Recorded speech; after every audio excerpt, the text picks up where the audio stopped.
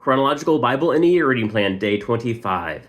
Today we read Genesis 38 through 40, and in these three chapters, we saw three stories. The first being about Judah and his daughter-in-law, Tamar, and how her husband dies. We get the concept of a kinsman redeemer and how that brother chooses not to follow through. We get the story of Joseph. We're now in Egypt, and we see him leading the house of Potiphar, and then we see him thrown in prison and interpreting two dreams.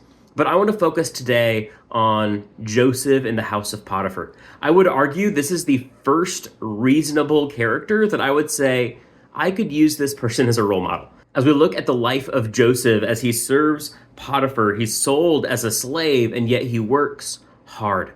And because he works hard, he's blessed, and God blesses the house of Potiphar due to Joseph. But we also learn Joseph, apparently, he's quite a looker. He's quite a good-looking guy, to the point that Potiphar's wife is like, I want him. And so she tempts him. She offers herself to him. And I love Joseph's response. This is in chapter 39, starting in verse 8. Joseph refused. Look, he said to his master's wife, with me here, my master does not concern himself with anything in his house. He has put all he owns under my authority.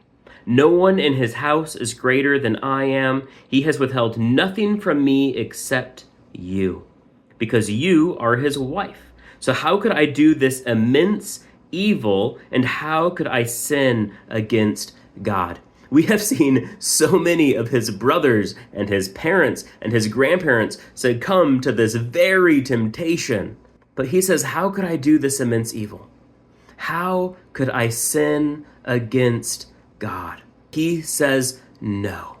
I am going to live for God first. That is a life worth emulating. But his righteousness also got him thrown in prison. But again, we'll see this evil that his master's wife put together, God will use for good. We'll see more of that soon. And until then, God bless.